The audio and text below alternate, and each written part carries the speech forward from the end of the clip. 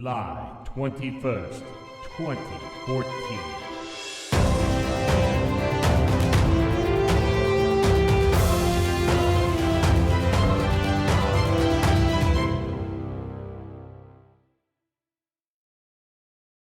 Ever since Captains Pike and Kirk flew across our TV screens in the 1960s, adventure has had its one and only leading lady, the USS Enterprise.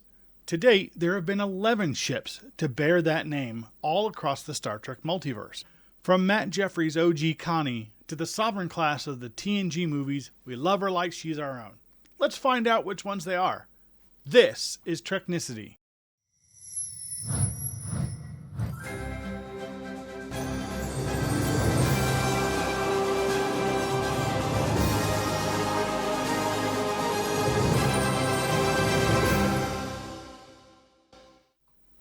Welcome to Treknicity, a Star Trek podcast, where we do the deep dive on all things Star Trek. I'm your host, Lars DeSenza. With me are my co-hosts, Patrick Murray, joining us from Ohio, and Mike Raper from Greensboro, North Carolina. Welcome, guys. Yeah, you should hear what we were saying while you were off running the opening credits. Yeah, I'm sure. What a week. Yeah, well, in this episode, we're going to share our favorite picks for the oft-overlooked star of the franchise, the USS Enterprise. Each of us has chosen three, and we'll break them down for you, from third to first. We'll also share with you the top three picks of one of our fellow podcasters and friend of the show, Wes, from Twin Cities Trekkies. How's that sound to you guys? Good times. Yeah. You know, given the kind of climate of things right now, I kind of agree that this was a good episode to go with because, quite frankly, we were, looking for something lighthearted and easy for us to digest. So yeah, this is definitely a good way to go. Well, everybody loves the Enterprise. I don't care where you fall on any political spectrum. Everybody loves the Enterprise, and you're right when you're in with your intro. It is a character. The Enterprise is a character on the show and in the films. It even has its own music. Absolutely. Oh, I guess what we'll do is we're going to go ahead and I've prepared a series of slides. I need like a little clicker, slide, and the sound. You need to actually add the slide clicker. Yeah, sound. the slide clicker sounds. Next slide, please. Showing our age badly. Hey, haven't already been? Hey, welcome to Star Trek. We're your hosts. Oh, hang on a second. I just need to. Shut up. Back in my day, they didn't say the word. Yeah. Oh, sorry about that. Did I actually knock out a word? Oh. Oops. Anyway. Yeah. Back in my day, the Enterprise started with a pull. Oh, wow. Oh, my goodness. So yeah. Where are we going first? Okay, so what we are going to do is we'll start off. We've got a list here, and as we said, is we went through and we picked our top three that we like, and I kind of went ahead and made some slides to go with it so that we could see and share what's going on or which ones, and then we'll talk about it, and we'll go from that way. On a side note, did you make any slides for it? No, I didn't make any slides. That being said, let's go to the first slide. And that being the D, the Galaxy Class Enterprise. She's pretty. She's so pretty. We like the D. Yeah, the funny thing is I always found it just looked so weird. Like that thing just, like, who was thinking of what were they thinking? What were they doing and then I met Andy Probert. I was like, it makes so much sense. And I mean that in a nice way. Probably because he'd have punched you if you had made fun of it too much. Probably. But yeah, true. In Picard, they do make fun of that ship a little bit, but it's the D. Of course. They're lovingly referencing on lower decks. We grew to love it after 7 seasons in the movie, and then they blew it up. Yeah, well, but you got to blow it up eventually. For an even cooler ship of mine, but we'll get to that one when we get to it. Yeah, I guess I'm the Luddite in the group. I never liked it. it is, for me, it's unbalanced. You have this gigantic primary hull and these tiny little warp engines. It's like there's no balance to it. And I remember when what's I first that saw mic? it I think your mic's cutting out. What's that again? Say again. Yeah. You're breaking up. I see your lips moving. All I hear is static. You're going tunnel. But I remember seeing the commercials when the show was going to come out, and it's that from kind of the front, kind of a lower angle, and you can see that the connector that comes up like in this angle like that. And I was looking at it, and the red and blue deflector dish with the bullseye look to it. I'm like, what in the hell is that? Well, I mean, come on, man. It was 1987. We still were flirting with our fascination with primary colors. Yeah, just be glad it wasn't in the 90s or they made it extreme. But yeah, I get the whole thing about I get the whole idea. Yeah, when I first saw it, it looked big and bulky and fugly compared to the sleek, beautiful lines of the original Connie. Yeah. And then the refit motionless picture version, which was beautiful. Those were beautiful, sleek looking ships. And then this blobination comes flying at us. Yeah. But after 7 seasons, it warms the heart. And when they break it out in Picard season 3, it's like, oh baby. Yeah, I mean, seriously, in Picard season 3, when they showed the D or showed the Galaxy class that was at the museum, and all it was missing at that point was Quagmire to come out and go giggity. Oh, right. Well, they should have had Wesley do the giggity. Oh, that would have been okay. Yeah, he would just show up for just a split second, giggity, and then boop. Mm-hmm. Look, I'm gonna tell you. Look, for me, you're right. Initially, when I was a teenager, when this came out, I thought this is the stupidest looking ship. I mean, this is just crazy. Like, what were they thinking? Seriously, what were they thinking? But as I've gotten older, it has definitely grown on me. I mean, there is a certain amount of nostalgia that comes with it, but but it's it's like a lady. It has curves. I mean, we're talking. It's just beautiful, and like it or not, I mean, it is. It was never designed to be, something that was going to roll around and kick ass. It was something that was going to be elegant and sleek and just swam through space as opposed to, paddling through it like we see with the other ship designs. I don't know if that makes any sense at all. I'm just, it's going through my head right now. So that sounds really stupid, but no, it was beautiful. It did. It definitely. It is one of those designs that it depends on what angle you look at. It makes a huge difference in how it looks. Like the picture we have up right now, it looks good. A lot of the lower shots, especially with that neck, they don't look as good, I don't think. But they made some, there's some great design choices to it. Like, the idea of doing away with phaser banks and making the collimator where you can shoot as many different directions as you want. Yeah. Certainly much more comfortable, on the inside. The thing looks like a hotel. Yeah. And just the idea that over time they've gotten so much bigger because that is how naval construction works. I mean, look at, modern day aircraft carriers, how they progress, say, from World War II to today. They just get bigger and bigger and bigger. So it made sense that it would be a much, much bigger ship.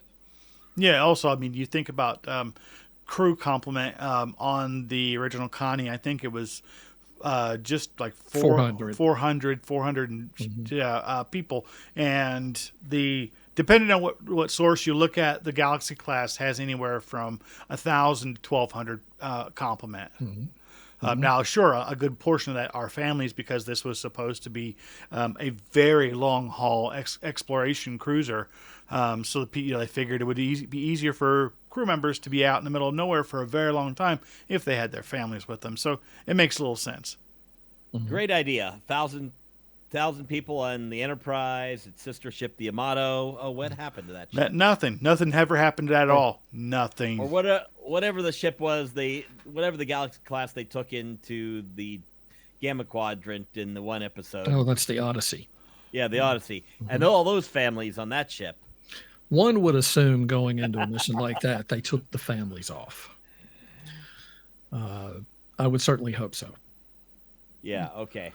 Well, That's kind of a short fuse, but I think that's as much as we can say about this, because this design obviously was inspired by the next one on our list. Yeah, so just on our list of favorite ships, this fell for Patrick and I. Both Patrick and I, this fell into our number 3 spot. We're gonna go on the next one is the number 3 pick from Mike. All right, so here we go, guys. Mm-hmm. There it is, the OG Connie. The OG, the classic.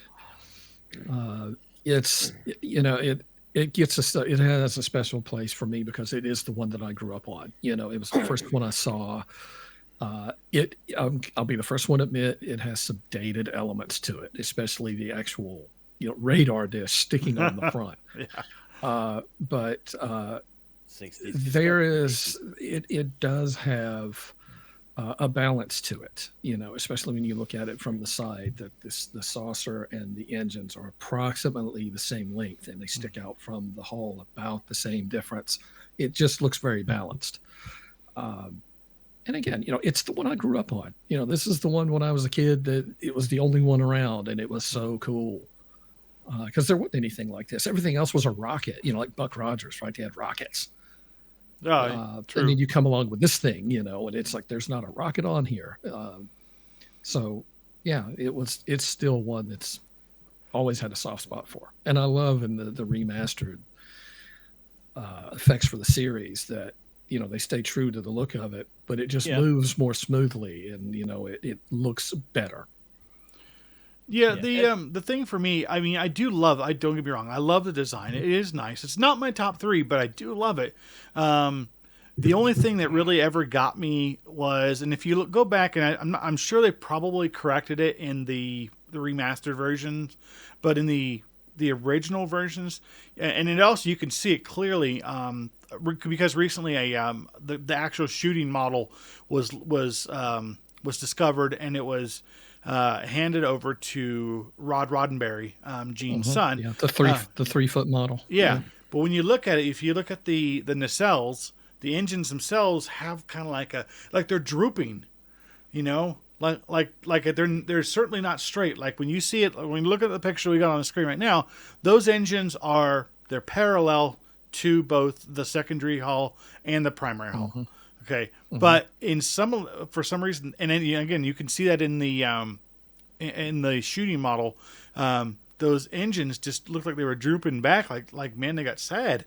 Like I just can't hold them up anymore. They will. I mean, if it's a 50-year-old model, if you're a modeler, or if you ever did miniatures for games like Starfleet Battles or the FASA combat role-playing game, that is exactly what would happen. Because they are so much weighted and those pylons are so thin over time, they would droop. So yeah, that does not surprise me at all. It's the classic, it's the OG. We all love this ship, but it didn't make Lars and I's list. It made the ship that made my number 1 is definitely inspired by this, because and made number 2 Lars's list. Mm-hmm. Absolutely, and that is that one. Yes, this is the Strange New Worlds Constitution class Enterprise. Discovery / Strange New Worlds. The Disco Prize. Yeah. The Disco Prize. That sounds cool, man. It'd be awesome if like a disco ball would come down from the ceiling of the bridge.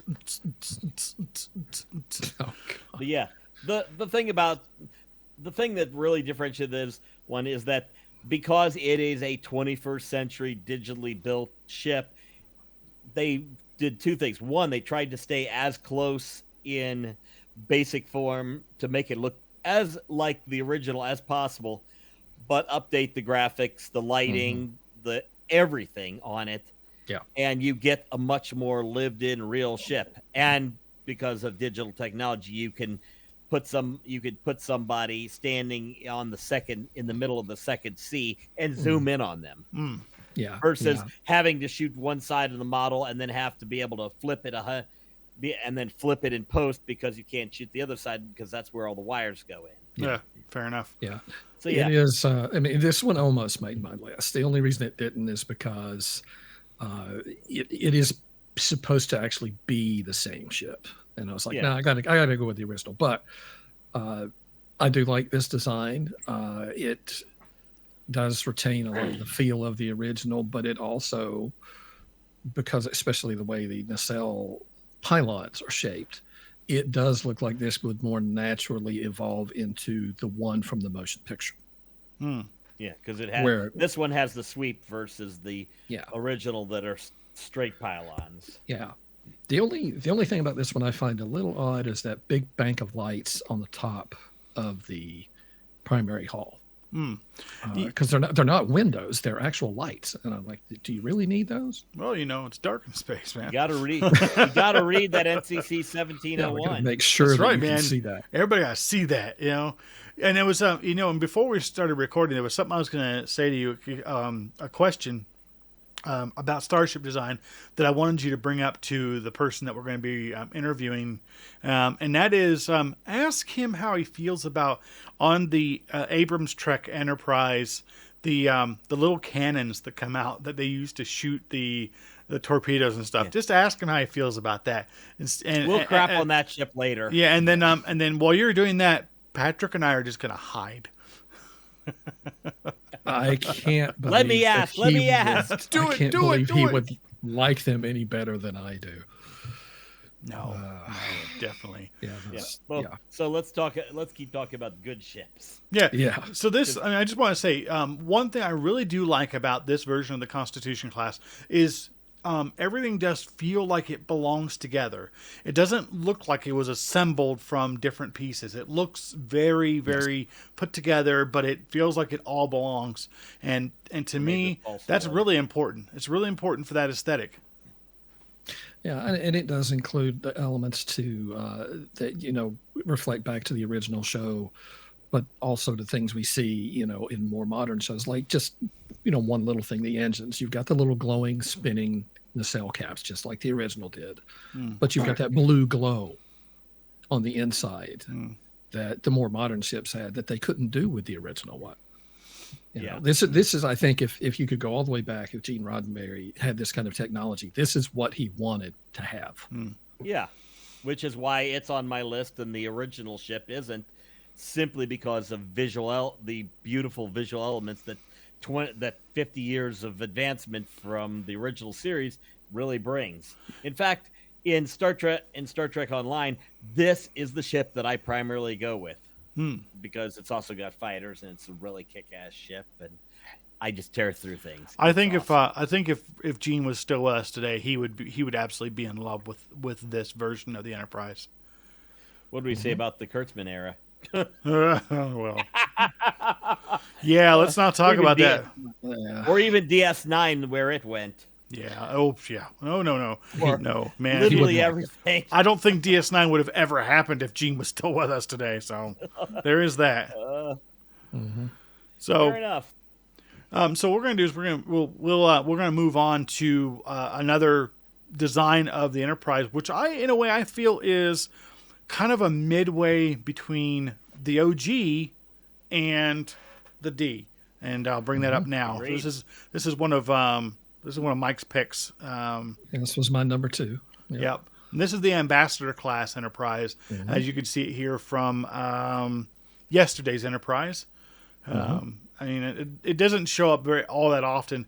And again, this was an Andy Probert design, I believe, and and it was, again, you can see it has very much that rounded secondary hull look, but it has the more concave built-in feel of the deflector dish as opposed to the physical satellite dish being stuck to the outside of it. But then again, you have the flat, larger, round saucer section. I felt it was a good middle ground. I think he showed the evolution of the class really well. Well, the middle ground is exactly, ironically, exactly what happened. If you read about how he did it, the goal was, or the ask was, you need to show us something that comes between the Excelsior in the Galaxy, and he literally put the two ships one above the other in scale and drew lines from the front of the saucer to one back of the engines to the other, and then he built this around those proportions. I like it, and if I was going to say this, to me, this is kind of like what the Enterprise D should have looked like. I do like the rounder saucer. The engines are bigger in proportion to the saucer than on the D. I just think it is a cool looking design that it does kind of have that closer evolution to it. When you look back at the original Enterprise, the TMP, the Excelsior, it's like this absolutely looks like it would be next. Well. Yeah. I don't know if you've ever seen them, and I should have had it for this episode. I didn't think about it until kind of just now.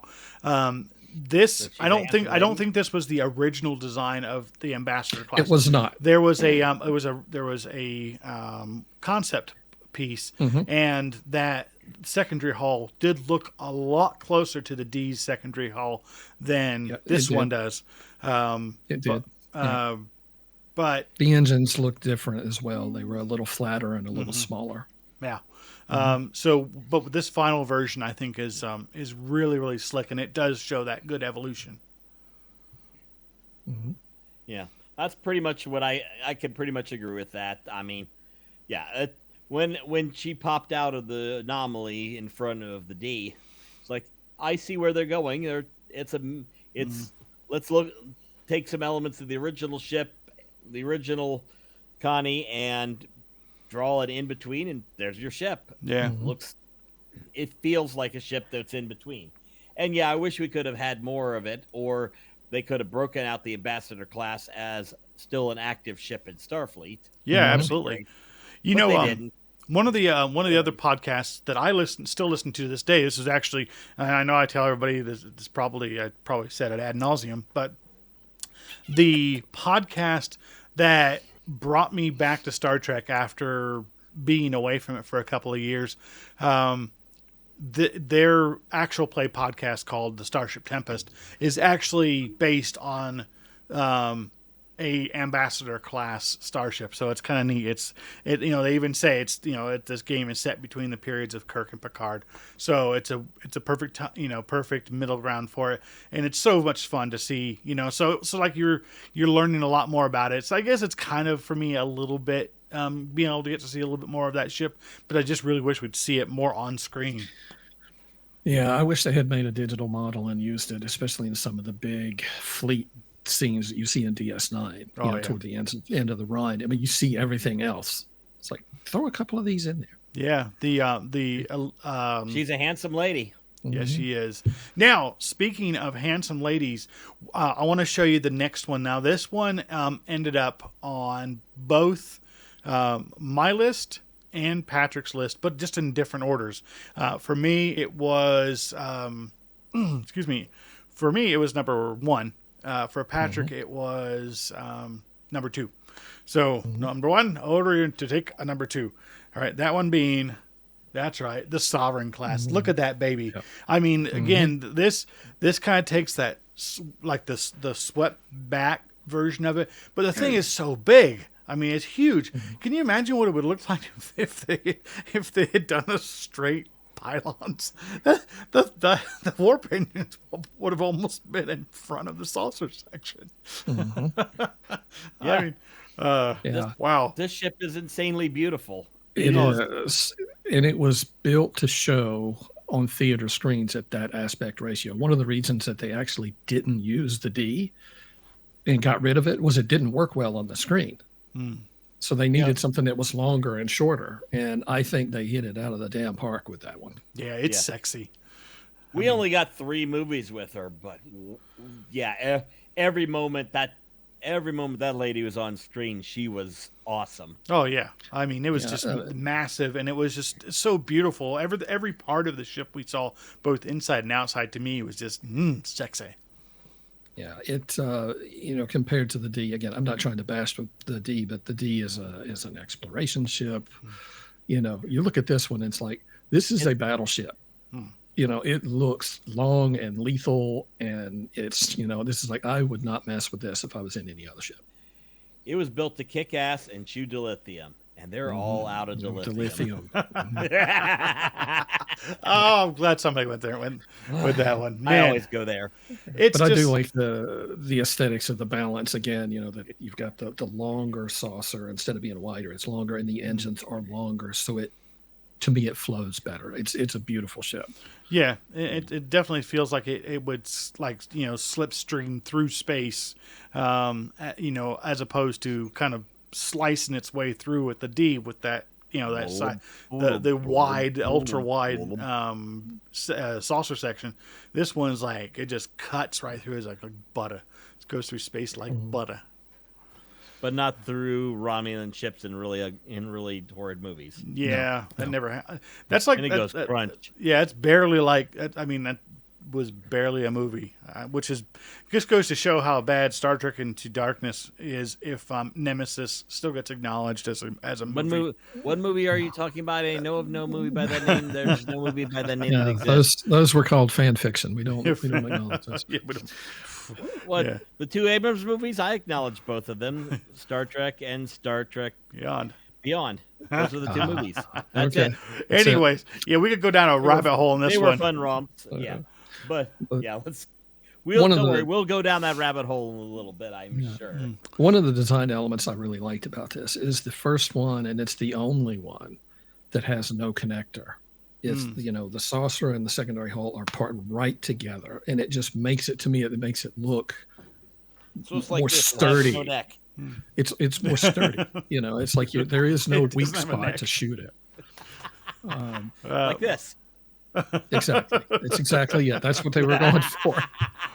Oh man. Well, and here's the thing. I mean, I'm just curious as to whether or not the saucer can actually separate from the primary hull, or whether or not they are differentiated. Sorry, the primary hull would be the saucer section. Secondary would be the part behind it. I'm curious as to whether or not it was designed to separate in the case of emergency, because briefly going back to the Galaxy class design, when it did separate, one thing I did not like is the fact that the battle bridge area, the part that connects to the saucer section, was like curved down like a duck's bill. I'm like, what? Like, why did you do it that way? It looks silly that way, but I'm just kind of curious. What do you expect? It was still the 80s. I'm wondering if this one can do that as well. I mean, in canon, true canon, the only one that actually ever does is the D. And I always assumed that was because it does have families on it. This one, there's no sign of families anywhere. Again, this one to me looks like this is a warship. Yeah, I know it's Starfleet. It's built to bitch slap Borg. Mm-hmm. Yeah, actually, it was. I mean, it was literally. That was its primary job was to kick ass and take names with the Borg. I mean, it had a bunch of anti-Borg technology on it. So, but still, I mean, it was just kind of a curiosity. But talking about separation, all that stuff, I know it's not canon, but I still remember some of the rules for the old FASA Star Trek game. I'm not entirely sure, but I think they said that the Constitution class could separate, but it couldn't be put back together without going into dry dock. Yeah, so, well, in Star Trek Continues, if you ever watch that web series, it's very good. They actually do that in the last episode. Yeah. They it's been a long time since I watched it, but I mean, that's kind of what I was thinking. Maybe they read the books. Who knows? But okay. Well, I think it's always been in fan lore for a long time that if you look at the bottom of the original, there's two triangles, that those were supposed to be landing gear, that you could land it in an emergency. Yeah. Hey, well, fair enough. Quick side note: didn't they have a way to separate in another movie, the original Enterprise? No, we'll make fun of that later. Yeah, let's not talk about that one. But so far we have gone through everybody's number 3, number 2, and for Patrick and I, number 1. Now we're going to talk about Mike's pick, number 1 pick for ships, and that one is this baby right here. Look at her. Yeah. Look at her. Now, I had to change this right before we started filming, because apparently the reference picture I picked up was a different one altogether. Even though it looked like it wasn't the right one. It was a 1701A. Yeah. He made that slight mistake. and we mocked him for it. Of course you did. Well, and somebody, one of our many, many listeners, I'm sure would have said, nope, that's the wrong one. Excuse me, unless they were and just that's the wrong listening and one not for this watching. show. You got it wrong. Exactly. Yeah, But we love great. you for it. And the great thing about this one is they had lots of details because it had to be on screen for so long because it premiered in the motionless picture. So we had like 10 minutes of Kirk having sex with the ship with his eyes, literally. And I mean, even I know that really drinks the movie drag, but I still appreciated why they did it. Good part. It was to reintroduce the ship and show it in a way it had never been shown before. That was a love letter to the design, that whole sequence. Yeah. To really show that it was a love close. book, not a letter. You're true. But, this one to me I picked it as my number one because it is the most graceful of the designs. It just looks sleek. The metallic iridescent hull paneling, and just in little things like the fact that the weapons emplacement. The original show, phasers always came from the same place, right? Right at the bottom and the front. The drawings in the Franz Joseph books showed that it had those two in the front and then two on top of the saucer port and the starboard, so you had 6. This one, no, you have 18. Because you have 12 on the saucer, 4 on the bottom, and then 2 on the back above the shuttle. And this is the only one of the original designs that ever fired anything but the forward phasers. Yeah, Wrath of Khan, Wrath they of shoot Khan. the ones on the port side. And I was like, it's about time you actually showed this after all this time. But I just thought this one is the one. It's just the sleekest and the most graceful of any of them that they've ever done. At least till the Pike kind of came along, personally. But yeah, this one was definitely, hey, we've got a movie. We're not putting that 60s disaster on the screen. Well, no, So I mean, let's get a nice looking ship. Sure, we'll change it completely and it won't look like the one except in its general design, but yeah. consistency in Star Trek. Well, if you think about it, I mean, this one, to me, just proof that it holds up. This was in the 70s. Yeah. So it's not that long, Well, I mean, to be honest, look, come on, it's like what, 45 years ago or so, 45 years ago that this first showed up on the screen. I mean, this is another Andy Probert design, and of course, I mean, I think at the time, I think he set the standard for Federation starship design. I mean, everything that came along after this until the Next Generation, this was the aesthetic. This was the blueprint. This was the standard. This is what you went by. This is how you compared everything. This is how you chose what a starship had. Yeah, it's to me, it took all the elements of the original and just made them much, much better. Still recognizably the Enterprise, but the sweatback nacelles, the slightly larger saucer, the blue glowing deflector, just the smoother lines of it. It looks much more graceful than the original does. And to Patrick, your choice for number one was the Strange New Worlds. I love that they added elements of this to that model, so it actually looks like it could evolve into this. Yeah, I mean, all of the 1701, the 3 versions of the 1701 that we've talked about, there's still one left. We'll get to that one in a minute. The nice thing about all the versions we've talked about so far is they have the same aesthetic. They are designed to look sleek, beautiful, powerful but beautiful, and thin, and they're not ships that you would expect to see flying along, clunking or smacking through an atmosphere. They're designed to fly in space. Yeah. And that was the design aesthetic.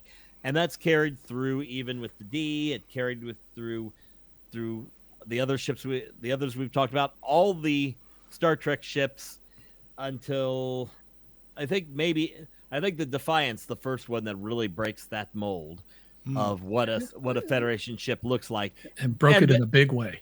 Yeah. But for the right reasons. Yes.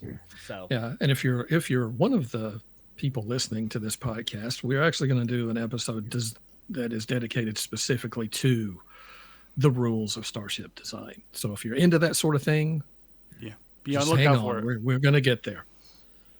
Absolutely. So, But- but yeah, I don't think there's much more we could say about this other than yet another handsome lady. To me, this one is just chef's kiss. That's You what- know, Yeah. it's Yeah. the perfect. The They one that Kirk most wanted to have sex with. probably did. Seriously, if you look back in how I think it's the novelization, it's all about Kirk wanting to bang the ship. Oh, I'm not surprised. Well, yeah, he has his love coach. yes, he We're does. not joking. We're not joking. If you We are read not the joking. novel for To Motion Picture, Roddenberry you'll must have written it. probably throw it down after the first few pages. It is bizarre. Wow. Yeah, So I think I'm fine with that. So those are our top 3 picks for the Enterprises. I'm gonna go ahead and so prior to this, their episode will be coming out 2 days after this episode drops. It's for a fellow podcast called Twin Cities Trekkies.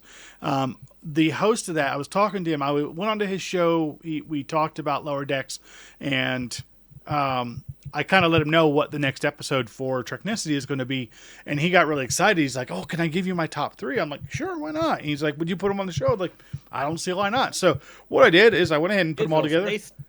These are his top 3. So obviously, he has A lot of alignment there. Yeah, he has a lot of alignment between all 3 of us. His number 1 being the Constitution class refit. His second being the Sovereign class. Now the third one, I think, at least as far as I'm concerned and Mike's concerned, we kind of disagree with their choices on this. Even though it is a beautiful looking ship, I don't think it was right for what they did. I think it was all about nostalgia, and that is the Constitution 2 class. It was originally the Titan A from Picard season 3. Mm-hmm. At the end of it, it was rebranded as the Enterprise G. The model itself is actually based on a ship called the Shangri-La that Bill Krause is the designer. He did it. The design got very popular on the internet, and it made it on the show. The big gripe I've got with it is they scaled it up, but they scaled everything up. Like the windows should have been the size as the windows, for example, on the TMP ship, right? Mm-hmm, yeah. But then they make the thing twice as big. So what these windows are 10 feet tall? Well, the airlocks are huge. I'm like, come on, they shouldn't have done that. Like they should And have. that's not Krause's fault. He designed a great ship, and then they kind of the guy in the effects house was like, "Hey man, this ship is a little too small for what you're trying to do. That's all right, just scale it. Look, see, slide just it. make it bigger." Yeah, exactly. I was like, wait a minute, it scaled everything. Too late. Let's just go with it. Nobody's gonna notice it. Nobody. Because we'll run. Because Star Trek fans, we never notice anything like that, do we? Not at all. Never. Or they were hoping they'd have run Picard to the ground by that point. Maybe I don't know. Oh, who knows? Well, Again, it's a nice ship. I mean, it keeps the original lines like every. From it shows its 50 years of DNA. Some of the design choices, not a big fan, but overall, it was a nice ship to have as our hero ship for season 3 of Picard. Yeah, I like the design fine. Just scaling it up, I thought was a bad idea. My real beef with it was kind of they just took a 120, 30 year step backwards in the design aesthetics, and it's like, hey, this will look good, and it's like, I'm sure, yeah, it looks great, man. It's looking nice, but there's no way they would do this, man. It's like, hey, man, tell you what, man, for 2025, the fashion is going to be bell bottoms. Now, of course, I'd say that it's going to happen. Now you're going to bring them back. Thanks. Yeah, we don't like you anymore. Thanks. Well, yeah, so that was what it is. Go ahead, Mike. To me, it's just like I'm just thinking that the better analogy might be cars. That next year, the 2025, we're going to bring back the Gremlin. Well, we'll let you guys know that I just bought a brand new Gremlin. Well, shit. Okay. So I think, shall we jump on to some honorable mentions? Please, because there's got to be a few of them. Mm-hmm. Yeah, we're not going to get into too much detail or go even with pictures. There's the NX-01 and its refit version, which added the secondary hull to make it look more like the Enterprise. Yeah, because we got to have that design aesthetic. And the thing is, if I remember correctly, because the NX class was a Doug Drexler creation, and he was bridging the gap between the Constitution class design and the Akira class that the Titan is. So I mean, if you look at it, it's almost like an Akira class flipped upside down, but given more of a Constitution class feel to it. So it's one of the first ships after, and in fact, it may be the first ship after the Defiant class that had no separate primary and secondary hull. But again, it was trying to de-evolve from what the Enterprise would look like. So yeah, it's a good, what will this turn into? And then they throw a secondary hull. It's like, now we know how we get there. Yeah, now, so the refit version of that, with that included a secondary hull, as I understand it, was going to be what the Enterprise would look like if they had been allowed to make a fifth season. The fifth season was going to chronicle the Romulan War between Earth and Romulus, and they knew that they were going to get their butts handed to them if they didn't do something with it. So they had to beef it up, and that included a secondary hull. And that being said, though, the ship itself, I mean, it's nice, but I don't think it would have landed on any of our top threes. Another one that I don't think would have fit on the top three, even though it was a very nice use of the class, was the 1701B, which they reworked the Excelsior class a bit. And the thing for me, which is kind of funny, because we talk about the Sovereign class being a sleek battleship, it was meant to kick ass. Well, the Excelsior, other than the fact that it was supposed to be the great experiment with the transwarp drives, it was also designed to pack a wallop. And it's like, why are you going to have, right after the Enterprise class is decommissioned, you're going to bring in a battleship? I mean, what was going on that they needed that kind of firepower at that point? Because Cameron needed a bigger ship. He'll keep hailing me. He'll keep hailing me. He'll keep hailing. Okay, I'll go. Too bad they send it out on a Monday. Yeah. That was just unfortunate. Yeah. I liked it fine. I actually thought, the reason they do the added on components was so that they could blow parts of it off without actually damaging the original Excelsior model. Because that's what I understand. Because you need to throw that every so often into an episode of something. TMP. Yeah. What bothered me about it, just from a continuity standpoint, is like, if this is the new version, this is the new upgraded version, you never see it again except one time in DS9 when it's the Lakota carries these design. You never see it again. I'm like, well, if this was the better version, what the hell happened? What did you not do it again for? Yeah, who knows? Probably, maybe they were just waiting to be able to unleash the copy-paste fleet from the end of season 1 of Picard. Hey, copy, paste, paste. Yeah, that scene at the end of Picard season 1 reminded me, and I know I'm going to be doing a deep cut here, but it's was a Mark Harmon movie from the 80s called Summer School. And there's a bit where they're taking this test, and they're like one of the guys is trying to finish as quick as possible just so he gets it all done. He's like, C. It's like, that's what happens. Like, man, we gotta get this episode done. We gotta get it. Copy paste. Woo, got it. Okay, got it. We're good, man. And you got a fleet. Yeah, and you didn't you just do a bunch of copy and paste. No, not at all. No. and off he goes. Last honorable mention. This is going to be a threefer. The Space Shuttle Enterprise, and the actual ship, the actual test ship for the space shuttle program. It's one of the few that survive. Yep. The USS Enterprise, the carrier that really existed back when they shot Star Trek. When they shot Star Trek 4. The one with the whales? Yes. Yeah, so that actually was the USS Ranger as a stand-in. It was, because the Enterprise was on maneuver. Yeah, the Enterprise was out at sea. Yeah. But same design, same ship, so close enough. Same class of carrier. Not like now. That reminds me, a number of years back, I was present for the christening of the USS Gerald R. Ford, the supercarrier. That thing was massive. I can't find the picture, but somebody took a picture of me standing on the flight deck, and they were down on the dock. It took this massive ship, and little Lars. Yeah. It was the Gerald Ford. Did it fall over by chance? No. Yeah, it tripped on the way out of dock. Oh man! Last honorable mention, real quick, because we'll get there.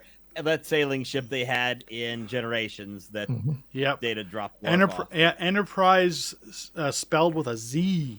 I mean, that's was wow, man. They're going, did they do that in Generations? Yes, they did. You look at the back of the ship, Enterprise is spelled with a Z. Yeah. I know they show in the show Enterprise in the little opening monologue. It's got that written on it. Because that's a clip from Generations. Yeah. Okay. Yeah, I don't remember that because I skip over that because I can't stand the song. Well, just plug your ears or put it on mute. You still see it. Yeah, I know. And let's get to the dishonorable mention. Two of them, actually. First of all, the 1701J. Oh, yeah. God. That fugly thing. The Universe class, right? Isn't that its name? Okay, I'll take your word for it. I think that's right. Yeah. Yeah, it was designed as a multi-generational ship, and it was again, this was a Doug Drexler design, and they said, look, you got to come up with something that is so out there. Like, this has to be way in the future. It's got to be something that, that just completely blows conventional aesthetics aside. And he came up with the pizza cutter. So, blows conventional aesthetics? Yeah. Well, they got the blows part correct. Yeah. It's the dumbest design. I mean, it can't be that damn far in the future. Either that or the H or the I must last a long time. Well, because you're already at G. Yeah, I mean, but as far as like from the standpoint of when it took place, it was in the far future from the NX class. It may be in the Picard area, somewhere between Picard and say Nemesis, that it comes out. They only had as far as the E at that point. Oh yeah, you're right. I'm sorry. It would have been post. It would have been post Picard because at the end of season 3 they had the G. So, so of course, yeah. I mean, so we're talking a significant amount of time far in the future. We could be as much as 100 years for all we know. Yeah. So I figure the H or the I must be a very good model. Or they just didn't have the ship for a long time because of some things. Yeah. I don't know. Who cares? Yeah. Let's just forget that ship. The other one we'd kind of like to forget is also NCC 1701. Unfortunately, it's the beer Enterprise from the Abrams movie. The USS Anheuser-Busch. Two of them. Yeah, the USS Ugly Prize is what I've heard it called. The Ugly Prize. This is called, well, it looks like the original one, sort of. But we made it look cooler. I mean, what did you expect from the Apple Store in space? I mean... So we could ignore physics. Everything in Star Trek. Yeah, it was so... Everything that makes the originals that we talked about look graceful, they just don't on this one. It is so ugly and unbalanced. Yeah, I mean, I'll grant there's moments where it looks cool, like when all those little pew things pop out. No, that's not cool. That's not cool. Yeah. I'm telling Andy on you. Visually, for what they were trying to do, it did the job. Yeah, but then again, this is J.J. Abrams just throwing it. I mean, at least did not do Star Trek as dirty as he did another franchise that starts with a star. Yeah. Yeah. That one was. I think the only thing I could say that is again, of any. I don't even acknowledge the last movie he made in that series. Yeah, well, fair enough. I think the only thing I can say that I really feel is positive about this is that most people don't know that when J.J. Abrams made the reboot Star Trek movie in 2009, he specifically aimed to make a movie not for Star Trek fans. He was trying to entice sci-fi fans, just general sci-fi fans, and bring in new fans and stuff. So he did stuff that make it sleeker. I mean, it ended up being looking better for an overall general sci-fi action movie. But when it comes to, I think this firmly belongs on the dishonorable mention list. Let's just no. Yeah. I mean, again, I think go ahead, Patrick. No, you go. What I'd always heard is he was trying to make Star Trek into Star Wars. Yeah. Well, that's funny. More that fast action kind of stuff. And what was he trying to make Star Wars into? Star Garbage. Trek? No, don't do it. No. Don't do it. Don't do it. Sorry, JJ, if you hear this, I meant every word. It's terrible. Every word. Yeah. And I doubled down on it. The best of the two Abrams versus movies was the one that wasn't directed by him. That was the best of those movies. Mm-hmm. Oh yeah, Really, Star Trek Fast and the Furious. I remember that one. Where they did separate the Enterprise. Yeah, and then I think it drifted. I think it drifted through. And everything exploded and it all exploded and destroyed. Too bad they didn't make the fourth one, because I'm wondering how they're incorporating the whales into that one. Yeah, don't ask me about it, but I will go on record and say that the best Star Trek movie ever made was Galaxy Quest. Possibly, yeah. I'll agree there. Well, now that we've shared with you our favorite enterprises, let us know what you think. Do we get it right? Or is there more for us to discuss? And thank you for joining us. Tell us your favorites. Yeah, exactly. Thank you for joining us here on Treknicity, where we do the deep dive on all things in the Star Trek multiverse. I'm your host, Lars DeSenza, and with me has been my co-hosts, Patrick Murray and Mike Raper. And be sure to like and subscribe to our YouTube channel at Treknicity.com, as well as visiting all of our socials listed here. Right there, over there. See, Thankfully, right there. one old one's missing. Exactly. Right. That's right. Visit us on all our socials listed there, or find us on your favorite podcast service, and that being iHeartRadio, Apple Podcast, and Spotify, of course, because there is no more Google Podcast. Yay. Then you don't have to look at us anymore. That's right. This is true. That's right. You can just listen. If you have any ideas for future episodes, topics, or subjects, please feel free to email us at show@Treknicity.com or DM us on any of our social media accounts.